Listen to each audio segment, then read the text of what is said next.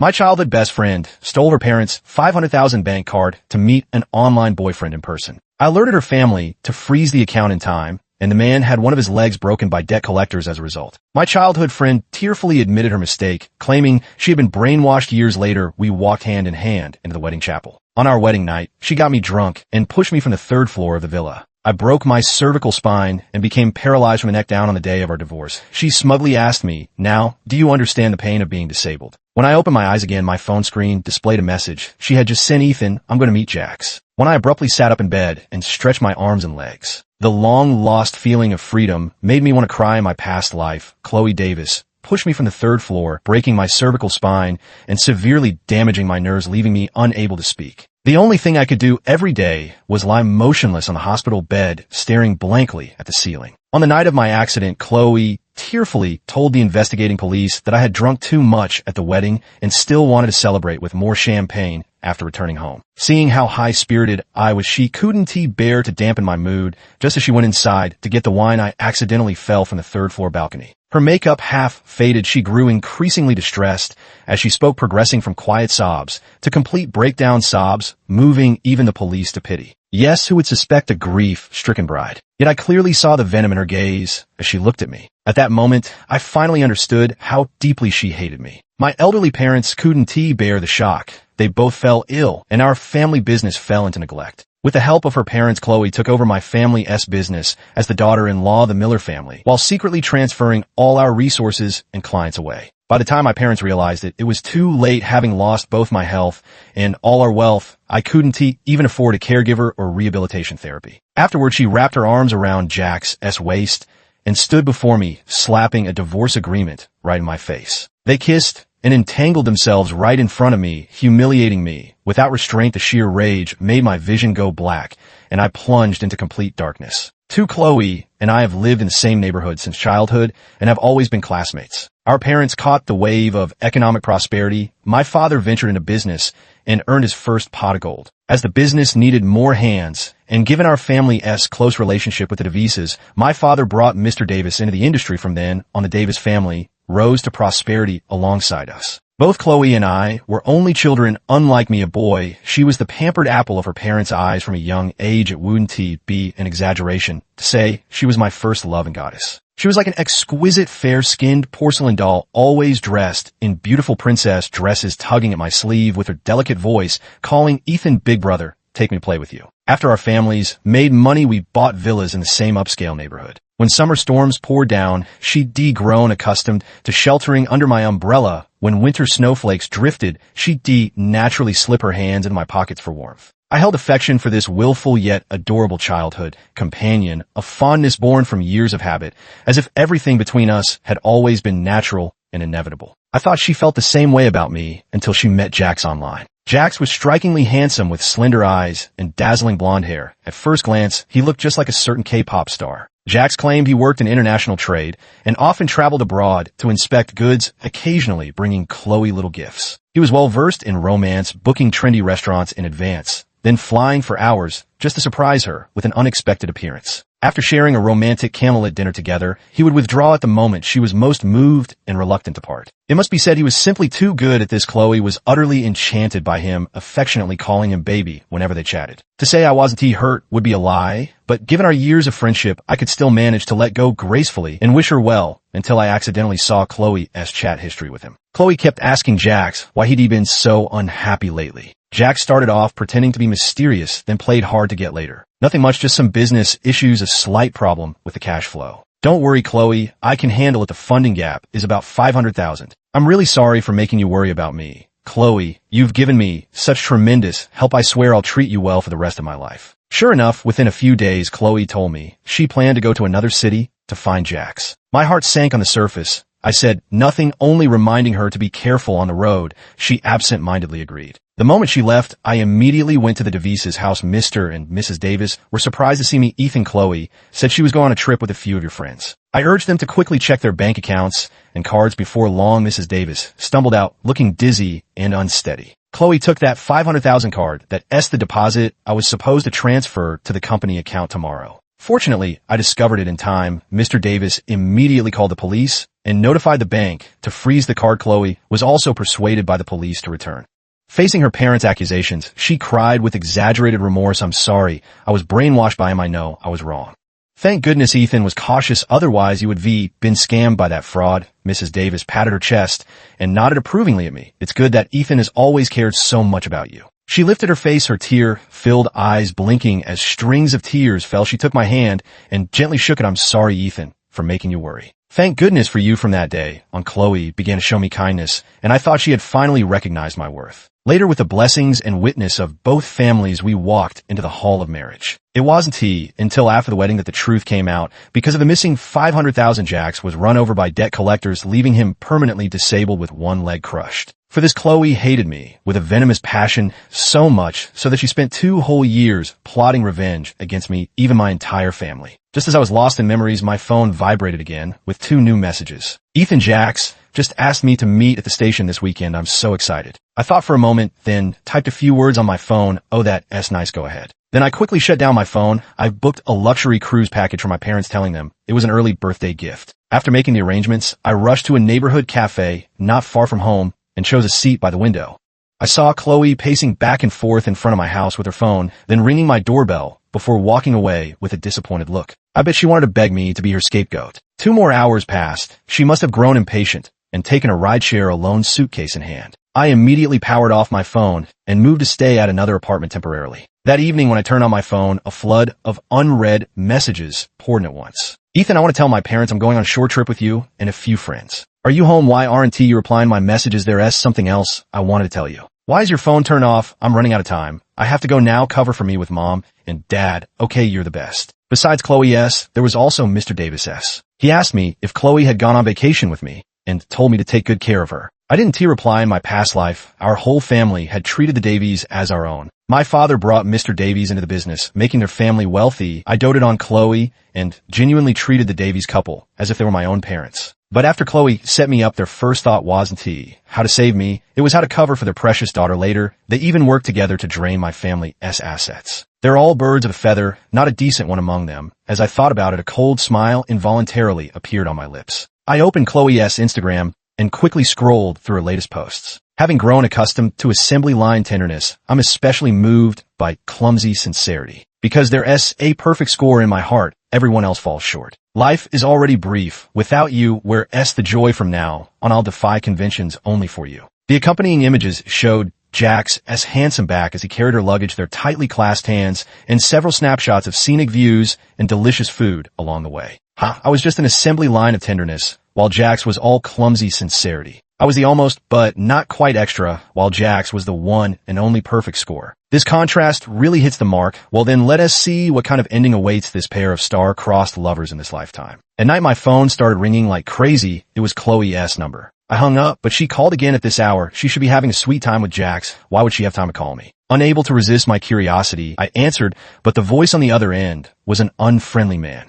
"Hey, Ethan Miller, right? What's your relationship with this chick?" "For we're sort of neighbors, I guess." "Why neighbors?" The voice on the other end repeated skeptically before switching to speakerphone, and Chloe's tearful voice came through. "Ethan, you finally turned your phone on. Please, you have to help me." "Ethan, can you transfer me $50,000? "I don't have it," I replied. Coldly strange, hadn't she already taken the $500,000? Why was she asking for more? At that moment, crisp, slapping sounds came through the phone, accompanied by several men cursing incessantly. $500,000 is just the principal. What about the 10 interest? If we don't get the money today, I'm cutting off one of his arms. I understood those people must have noticed Chloe's lavish spending and were trying to extort her. She had always been a well-protected rich girl. How could she have ever experienced the dark side of society? Perfect, let her spend some money to learn her lesson. So I yawned and pretended not to hear anything. "Chloe, didn't you have a platinum credit card? The limit is exactly $50,000. Why don't you use that first?" My phone is acting up. It keeps shutting off on its own. With it, I hung up. Directly the next day, Mr. Davis rushed to the company to find me. He was frantic, demanding to know why I hadn't replied to his messages, why no one was home at my place, and why Chloe wasn't with me. I smiled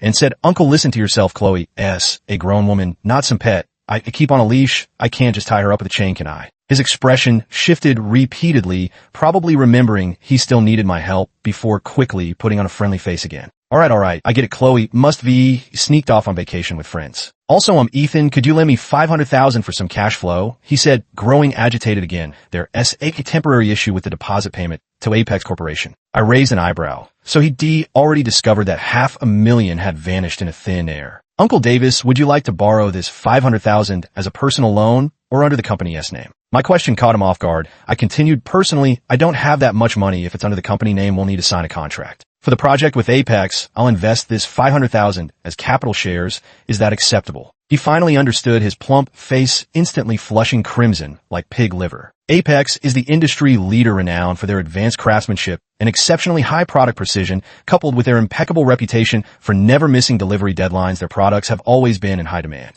To secure a partnership with Apex, the Davis family spared no effort in pulling strings and building connections. Now that I've made it clear I intend to take a share of the pie, the Davis family is undoubtedly unwilling. But without my 500,000, it might be difficult for them to continue collaborating with Apex in the future. Ethan, don't you think this is inappropriate? Do your parents know about this? I stood up with contempt, showing no courtesy toward him. Uncle Davis, after all these years in business, you should understand that business is business. As for mentioning my parents, if not for them, you might not have achieved what you have today. You find his face flush from anger before turning pale. I never expected that, given your relationship with my Chloe, you'd stoop to taking advantage of someone in distress. What does your precious daughter have to do with me? We were classmates once, but now we're nothing more than neighbors at best. I leisurely admired his flustered expression, maintaining a perfectly composed smile on my face the entire time. Fine, don't come crying with regrets later. Though his words were tough, his desire for the money remained unchanged. No matter how unwilling he was, he still hurriedly delivered the contract in the end. I flipped through the contract and smiled with satisfaction. What is so great about a heartless, cruel woman who doesn't understand good and evil? Does one have to be in a relationship to live? Focusing on your career, perfectly fine. 5. When I opened my phone again, there were no new messages. It seemed Chloe couldn't spare the time to deal with me for now. A quick look at her Instagram confirmed it. She had happily posted several updates. A hand raised high against the sunlight, its middle finger adorned with a ring that looked cheap. At first glance, the diamond was clearly fake. On top of that, she wrote a long, pretentious essay just to subtly mock me. Only in critical moments do you realize whether those around you are human or demon. Someone who truly loves you would never let go of your hand, even at the very last moment. Thankfully, fate has been kind to me, allowing me to encounter true light before plunging into the abyss. The secretary outside gently knocked on the door, reminding me it was time for the meeting. How did she think I care? The only thing I care about is how that true light will eventually drag her into eternal damnation. After Chloe returned home, her doting parents uncharacteristically turned against her. I knew she didn't really want to come back. After all, she who always talked about romance and freedom had always dreamed of wandering the world with her lover. The only reason she returned must have been for money. Jack's encouragement undoubtedly played a part to him. Chloe's greatest value lay in the Davis family, behind her. From the second floor, I watched as her parents shut her out, witnessing her tearful pleas for forgiveness in that pitiful state, then turned around to arrange a dinner with Ms. Duncan from Apex. As my car passed by Chloe, sitting in the back seat, our eyes happened to meet. Her eyes brimmed with tears, her nose slightly red, presenting a pitiful sight. If it were me from my past life, I would have done anything to help her. The driver asked me, Mr. Miller, what do you think? I instructed expressionlessly drive. Chloe, who had come forward, only got a mouthful of exhaust fumes. The 500,000 was merely a stepping stone to get through Apex's door. I deliberately brought a contract,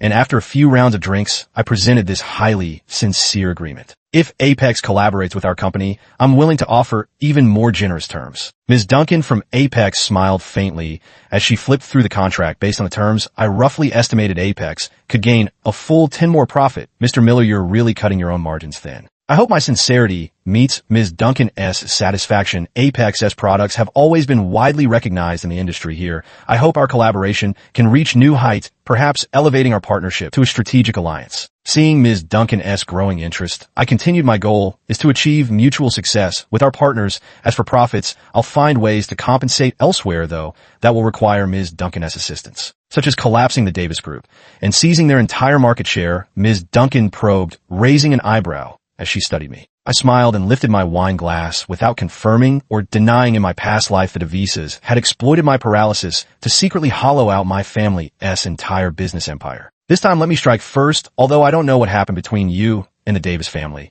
I must say, I'm quite interested in your proposal, she smiled, and clinked glasses with me, happy cooperation. Since it was already late, when I got home from a distance, I could see Chloe sitting on the steps in front of my house waiting for me. When she saw me coming, she stood up and quickly ran towards me. Ethan, why are you back so late? As she approached, she caught the scent of perfume on me, and her expression changed slightly. It's getting late, let us talk another day. I sidestepped her and unlocked the electronic door. Ethan, she grabbed my wrist, anxiously, why do I feel like you've changed so much all of a sudden? Do you hate me? Now tears welled up in her eyes again as she grew agitated. Is it because of Jax? But didn't you always say before that, as long as I'm happy, you'd be happy too? I turned around and stared at her for a few seconds. She grew visibly uncomfortable under my gaze, guiltily lowering her head. I borrowed a line from her Instagram as my answer. Thankfully, fate has been kind to me, allowing me to encounter true light before plunging into the abyss. Only now for me that true light is my career. In my past life, my parents sacrificed too much for me. I watched helplessly as they grew anxious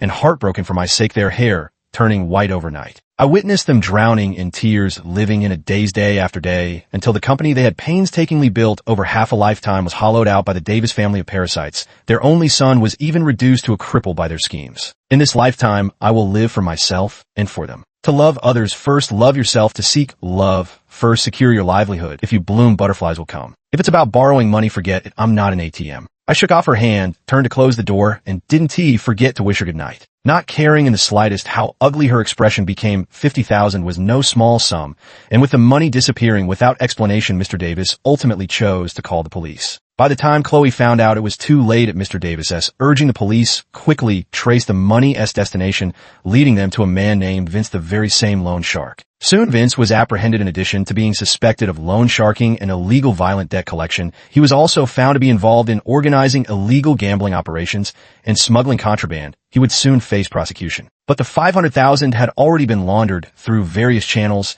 and was irretrievable. The Devises could hardly believe that their daughter, whom they had always cherished as the apple of their eye, could have any association with such a person.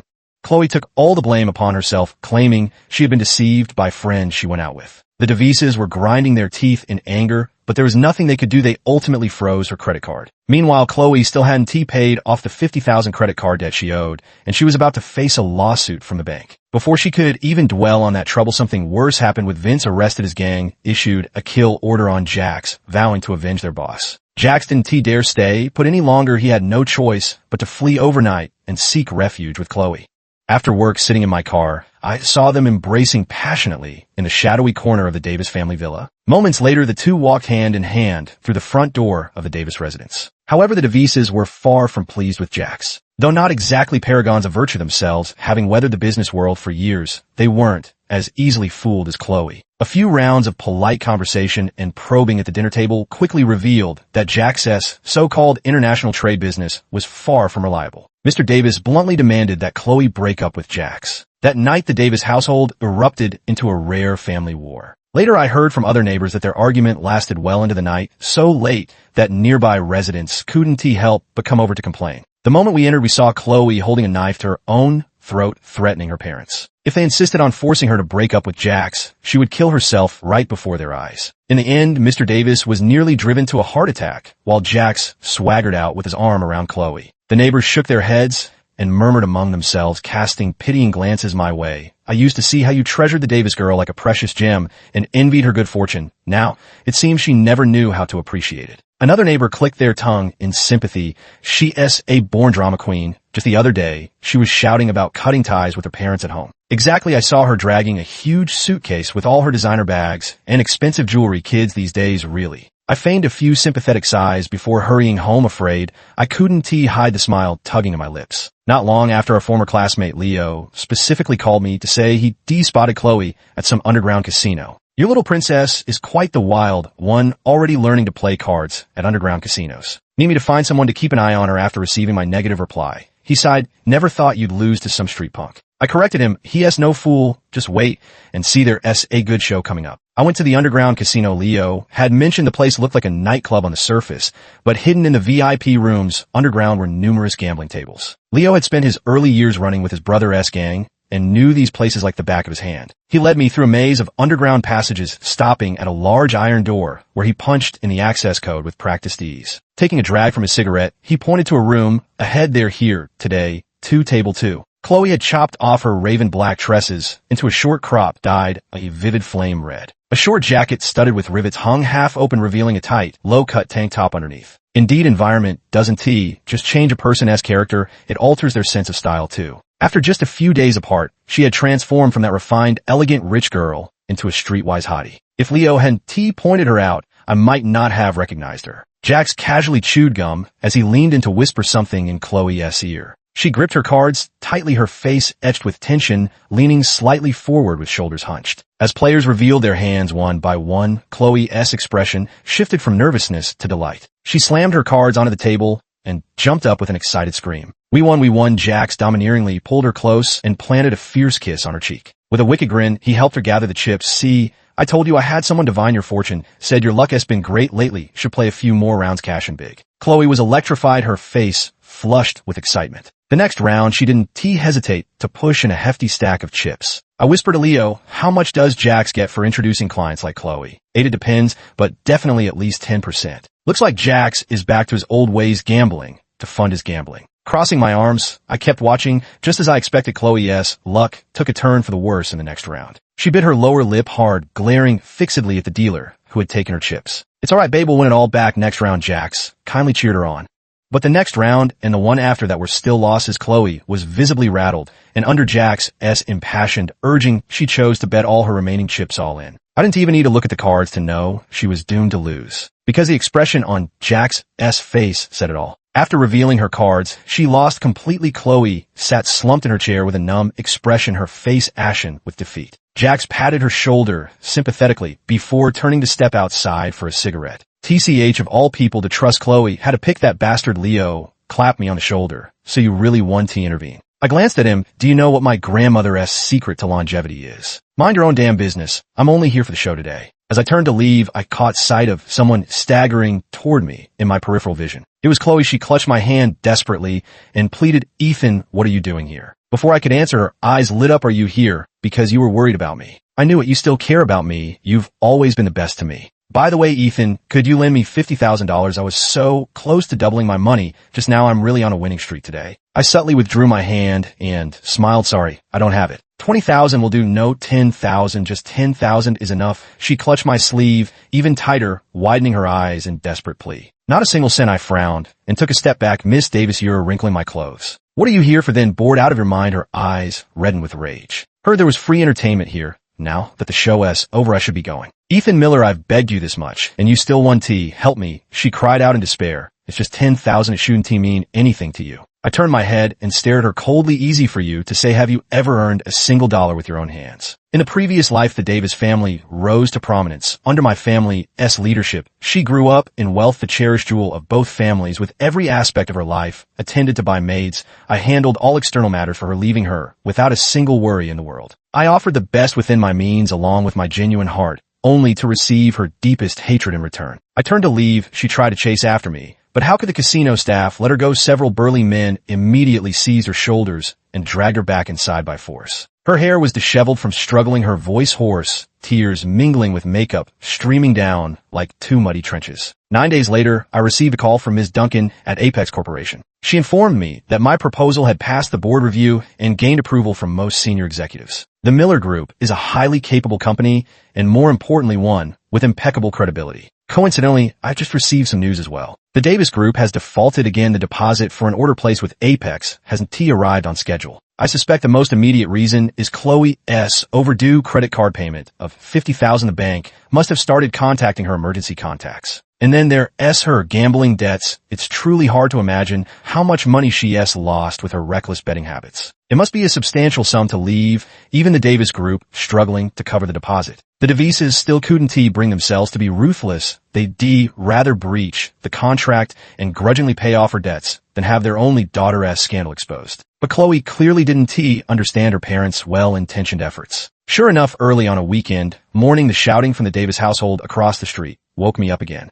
Chloe was lugging large and small bags, tugging and pulling with Mrs. Davis at the doorstep. Mrs. Davis was sobbing uncontrollably while clutching desperately at the luggage in Chloe's hands as if trying to persuade her not to leave. Chloe's fiery red short hair was particularly striking under the sunlight, as she argued loudly with her parents, "It's you who are afraid of others finding out it's you, who care about face. I have nothing to fear." What kind of scandal is it to bravely pursue love, take your outdated minds out for some fresh air already? I'm going to be with Jax. If you can't accept him, then don't acknowledge me as your daughter anymore. Mr. Davis pounded his chest in fury, shouting, "Chloe, look at what you've become." Chloe laughed arrogantly. "This is exactly how I like it," bravely chasing love free and unrestrained with a forceful tug. Her luggage bag tore open, scattering colorful clothes across the ground. From the surrounding windows, one curious head after another popped out to watch. Mrs. Davis could bear it no longer. Covering her face, she collapsed to the ground in hysterical sobs. Chloe disdainfully tossed the torn duffel bag on the ground.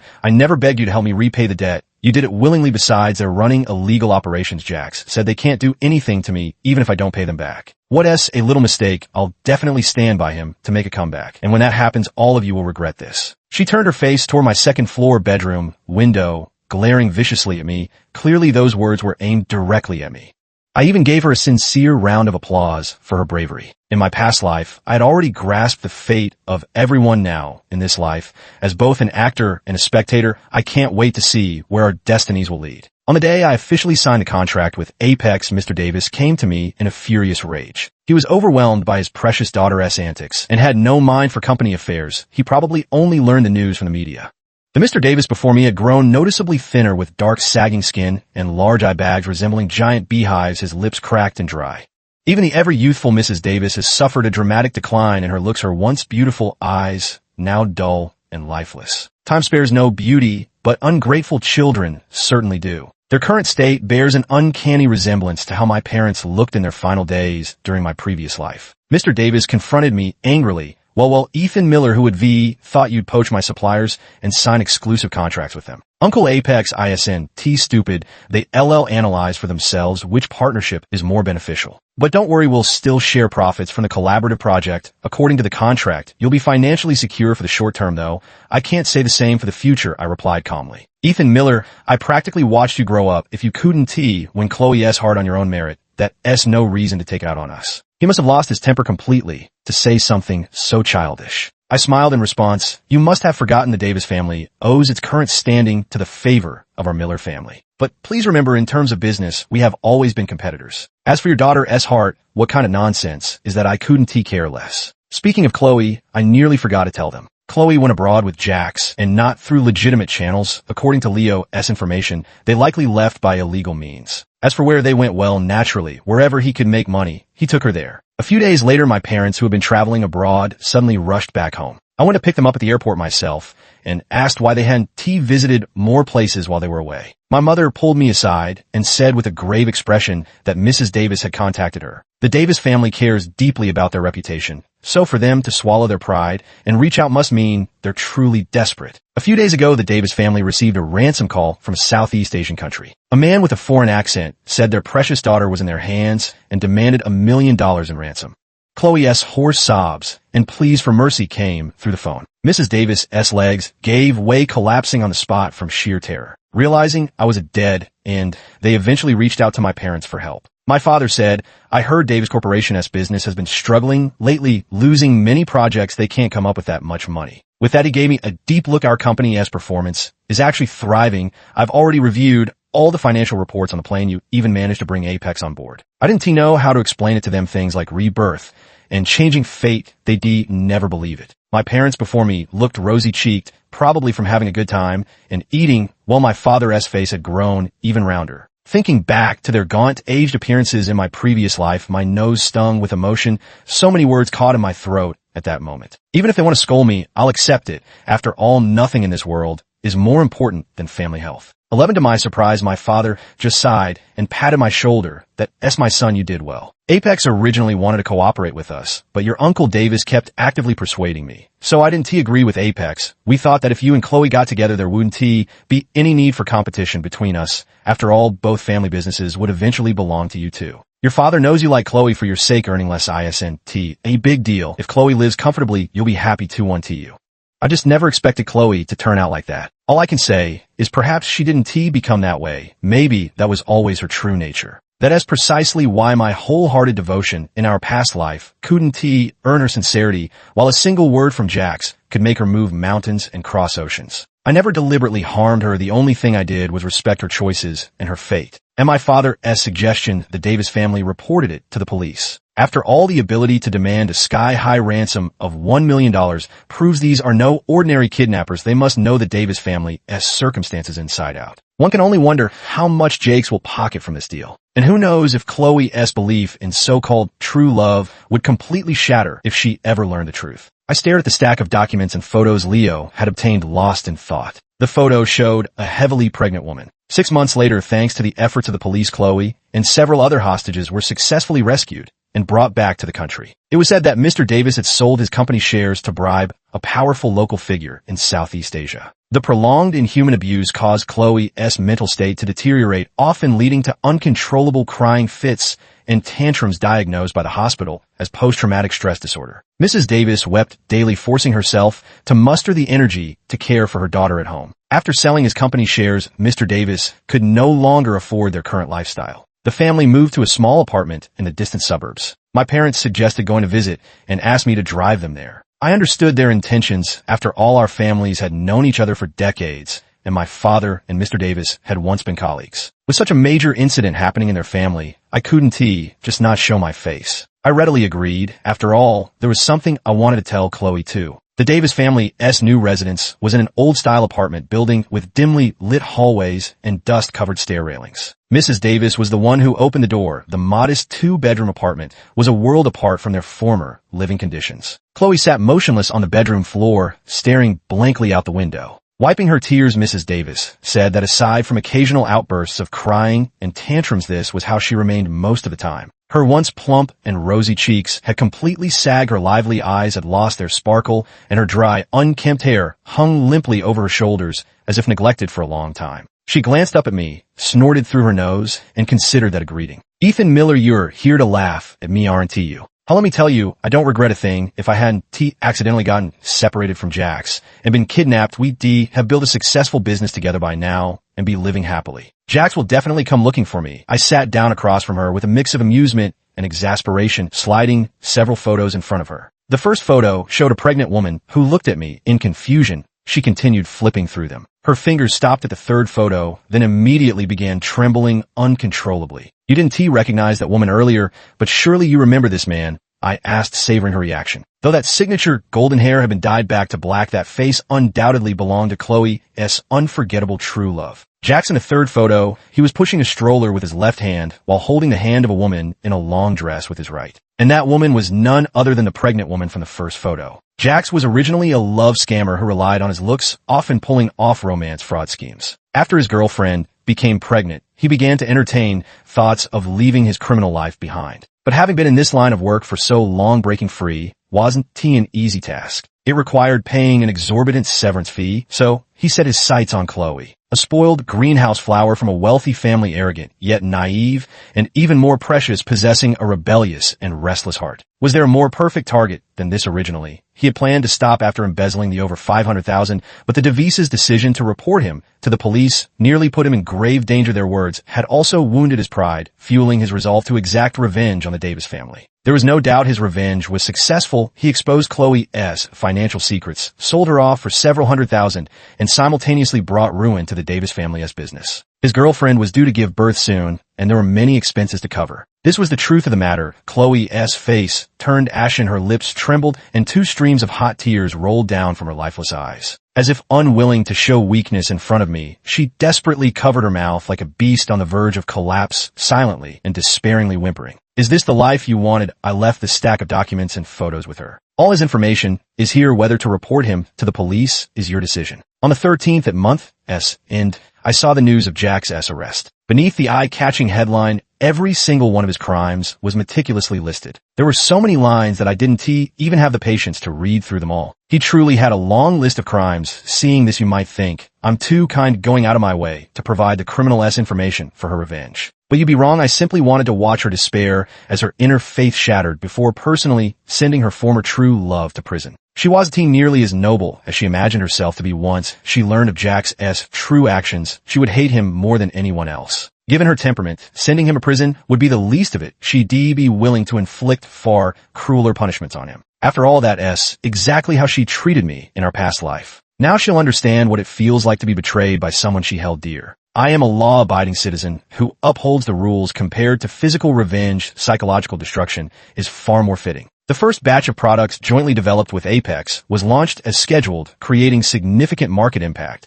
and winning countless awards. Ms. Duncan from Apex and I frequently appeared in interviews with various media outlets. When asked by a reporter about my future plans, I gazed at the azure sky outside the window and took a deep breath. Our next step is to jointly establish a production line, ensuring both research and manufacturing are executed flawlessly. Afterward, she wrapped her arms around Jack's waist and stood before me, slapping a divorce agreement right in my face. Back then, I couldn't even move a finger like a caged bird with clipped wings. But now here, I sit exchanging ideas with industry entrepreneurs and experts. Speaking with confidence, I can travel worldwide for academic exchanges, visit newly built factories to observe production processes. Holding your own life in your hands, that is true freedom. 14, while having dinner with my parents, the news happened to be playing on TV again. The verdict for Jax and his group was announced. He was sentenced to life imprisonment. My mom glanced at the TV and said bitterly, "Serves them right, they got what they deserved." My dad called her over to help pack the luggage. He had already entrusted the business to me with peace of mind. From now on, the two of them would focus on traveling and enjoying their retirement. Fragments of their conversation drifted intermittently into my ears from the next room. I heard Chloe's condition has worsened, even taking medication on time isn't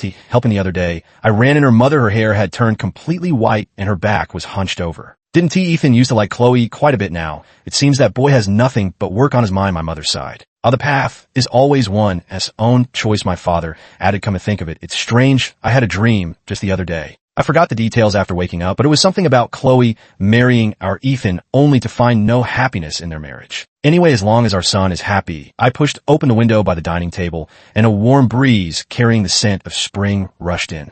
The cold winter had passed and all the gloom had lifted. In this life, I must seize it firmly because it is my own life. The end.